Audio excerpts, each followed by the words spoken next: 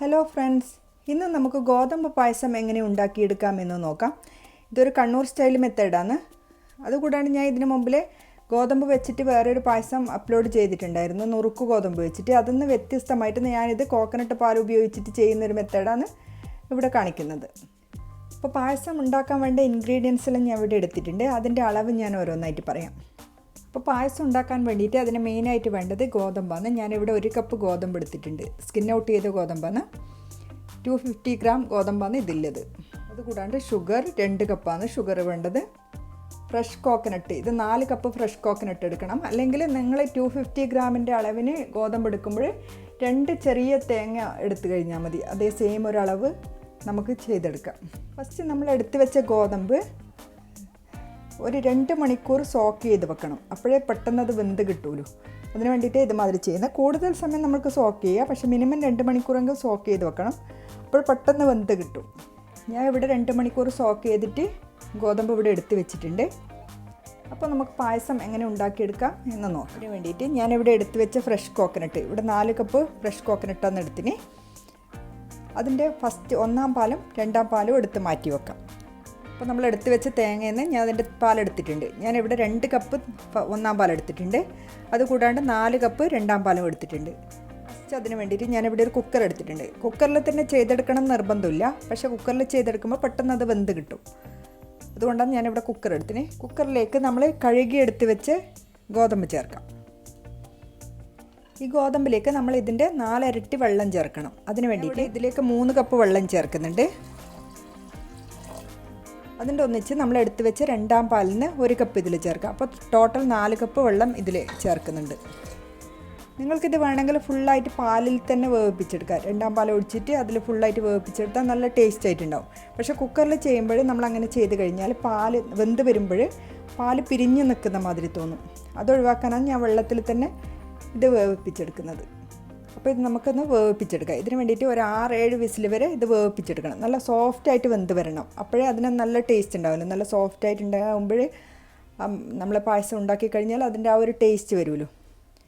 സ്റ്റൗവിലേക്ക് മാറ്റാം. അപ്പോൾ ഇവിടെ 7 വിസിലിന് ശേഷം ഞാനിവിടെ കുക്കർ ഓഫാക്കി വെച്ചിട്ടുണ്ട്. ഇതിപ്പോൾ നന്നായിട്ട് തണുത്തിട്ടുണ്ട്. നമ്മൾക്കിതൊന്ന് വെയിറ്റിൽ എടുത്തിട്ട് ഓപ്പൺ ചെയ്ത് നോക്കാം.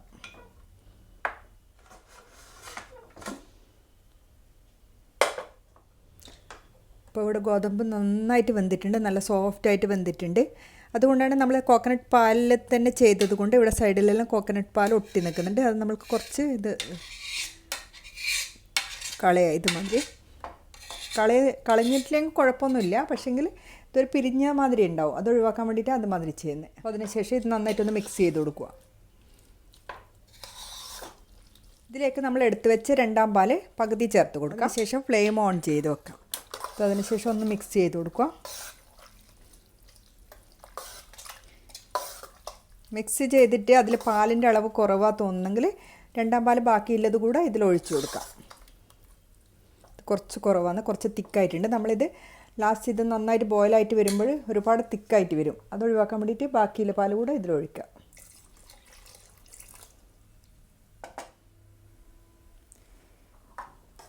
ഇതിപ്പോൾ 2-ാം പാൽ ഞാൻ ഫുള്ളായിട്ട് ഇതിൽ ചേർത്തിട്ടുണ്ട്. അതിനുശേഷം നമ്മൾക്ക് ഇതിലേക്ക് നമ്മൾ എടുത്ത് വെച്ച പഞ്ചസാര ചേർക്കാം. ഞാനിവിടെ 2 കപ്പ് പഞ്ചസാരയാണ് എടുത്തിട്ടുള്ളത്. അത് ഫുള്ളായിട്ട് ചേർക്കുന്നുണ്ട്. നിങ്ങൾ കൂടുതൽ മധുരം വേണമെങ്കിൽ ഒരു 2.5 കപ്പ് വരെ പഞ്ചസാര ചേർക്കാം.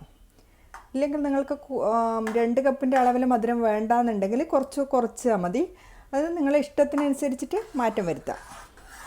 അപ്പോൾ ഞാൻ ഫസ്റ്റ് 1 കപ്പ് ഇതിൽ ചേർക്കാം. അതേമാതിരി തന്നെ 2-ാമത്തെ കപ്പ് കൂടി ചേർക്കാം. നന്നായിട്ട് മിക്സ് ചെയ്ത് കൊടുക്കുക. അതിനുശേഷം ഇത് നന്നായിട്ടൊന്ന് ബോയിലായിട്ട് വരണം. അപ്പോഴേ ആ പഞ്ചസാര, നമ്മൾ ചേർത്ത പഞ്ചസാര ഗോതമ്പിലെല്ലാം പിടിച്ചിട്ട് അതിൻ്റെ ആ ഒരു ടേസ്റ്റ് വരുമല്ലോ. ഇല്ലെങ്കിൽ നമ്മൾക്ക് പെട്ടെന്ന് ചെയ്തെടുത്താൽ പഞ്ചസാര ഗോതമ്പിലൊന്നും പിടിക്കാണ്ട് ഒരുമാതിരി അത്ര ടേസ്റ്റ് കിട്ടില്ല. ഇത് ഒഴിവാക്കാൻ വേണ്ടിയിട്ടാണ് കുറച്ച് സമയം, ഒരു 5-6 മിനിറ്റ് നന്നായിട്ട് ബോയിലായിട്ട് വരണം. അപ്പോൾ ഈ സമയം ഇതിലേക്ക് കുറച്ച് ഏലക്കായ് പൗഡർ കൂടെ ചേർക്കാം. ഞാനിവിടെ ഒരു 1/4 ടീസ്പൂൺ മാത്രമേ ചേർക്കുന്നുള്ളൂ. നിങ്ങൾക്ക് കുറച്ചുകൂടെ കൂടുതൽ ഫ്ലേവർ വേണമെങ്കിൽ ഒരു 1/2 ടീസ്പൂൺ വരെ ചേർക്കാം.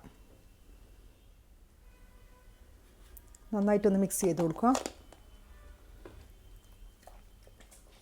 അപ്പോൾ ഇതിവിടെ നന്നായിട്ട് കുറുകി വന്നിട്ടുണ്ട്. ഈ സമയത്ത് നമുക്ക് ഇതിലേക്ക് കുറച്ച് ഉപ്പ് ചേർക്കാം. ഉപ്പ് ചേർത്ത് കഴിഞ്ഞാൽ ആ ഒരു മധുരം ഒന്ന് ബാലൻസ് ചെയ്ത് എടുക്കാൻ പറ്റും. അതിന് വേണ്ടിയിട്ട് ഉപ്പ് ചേർക്കുന്നത്. ഉപ്പ് നിർബന്ധമായിട്ട് ചേർക്കണം, അപ്പോഴേ അതിന് ആ ഒരു ടേസ്റ്റ് വരുള്ളൂ. കുറച്ച് ചേർത്താൽ മതി. ഞാൻ ഈ ഒരളവ് ഇവിടെ ചേർക്കുന്നുണ്ട്. നന്നായിട്ടൊന്ന് മിക്സ് ചെയ്ത് കൊടുക്കാം. ഒന്നുകൂടെ നന്നായിട്ട് തിളക്കട്ടെ. അതിനുശേഷം ഒന്നാം പാൽ ചേർക്കാം. ഇപ്പോൾ തിളക്കുന്നുണ്ട്. അതുകൂടാണ്ട് നമ്മൾ ഇതേമാതിരി പായസം ഉണ്ടാക്കുന്നതിൽ പലരും ഇതിൽ കടലപ്പരിപ്പ് കൂടെ ചേർക്കും. അതും നല്ല ടേസ്റ്റ് ആയിട്ടുണ്ടാവും. പക്ഷേ ഈ ഒരു മെത്തേഡിൽ തന്നെ ഇത് നല്ലൊരു ടേസ്റ്റ് ആയിട്ടുണ്ടാവും. ഇനി അടുത്തത് ഇതിലേക്ക് നമുക്ക് എടുത്ത് വെച്ച ഒന്നാം പാൽ ചേർക്കാം. ഒന്നാം പാൽ ഏകദേശം ഞാൻ 2 കപ്പ് ഒന്നാം പാൽ എടുത്ത് വെച്ചിട്ടുണ്ട്. അത് ചേർക്കാം. അപ്പോൾ ഞാൻ ഇവിടെ എടുത്ത് ഒന്നാം പാൽ ഇതിൽ ചേർക്കുന്നുണ്ട്. ഒന്നാം പാൽ ചേർത്തതിന് ശേഷം ഒരുപാട് തിളച്ച് വരേണ്ട ആവശ്യമില്ല. ജസ്റ്റ് ഒന്നൊരു തിള വന്നതിന് ശേഷം ഓഫാക്കി വെക്കാം. ഈ ഒരു കട്ടിയിൽ മാത്രം തന്നെയാണ് വേണ്ടത്. അപ്പോൾ ഇത് തണുത്ത് വരുമ്പോൾ കുറച്ച് കട്ടിയായിട്ട് വരും. നമുക്ക് സ്പൂണിനെ കൊണ്ടെല്ലാം കോരി കഴിക്കാൻ പറ്റുന്ന ഒരളവാണ് ഇതിന് വേണ്ടത്. അപ്പോൾ ഏകദേശം ഇവിടെ തിള വന്നിട്ടുണ്ട്. ഒരുപാട് തിളച്ച് വരണ്ട. ഇപ്പോൾ ഇവിടെ ഓഫാക്കാം. ഈ സമയം തന്നെ ഓഫാക്കാം. അപ്പോൾ ഞാൻ ഇവിടെ ഫ്ലെയിം ഓഫാക്കിയിട്ടുണ്ട്. അപ്പോൾ നമ്മൾ പായസം റെഡിയായി. ഈ ഒരു കട്ടിയിലാണ് നമ്മളിത് ചെയ്തെടുക്കേണ്ടത്. അപ്പോൾ ഇത് തണുത്ത് വരുമ്പോൾ തന്നെ നല്ല കറക്റ്റായിട്ട് നമുക്ക് ആവശ്യമുള്ള ഒരു കട്ടിയിൽ വരും. നമ്മൾ സ്പൂണിൽ കോരി കഴിക്കാൻ പറ്റുന്ന വിധത്തിലാണ് ഇതിൻ്റെ ഒരു കട്ടിയായിട്ടുണ്ടാവുക. ആ വിധത്തിൽ നമുക്ക് ചെയ്തെടുക്കാം. ഒരുപാട് ലൂസായിട്ട് ചെയ്തെടുക്കുമ്പോൾ അത്ര ഒരു ടേസ്റ്റ് കിട്ടില്ല. ഇത് കൂടാണ്ട് ഇത് നമ്മൾ തണുത്തതിന് ശേഷം ഒരു സെർവിങ് ബൗളിലേക്ക് മാറ്റാം.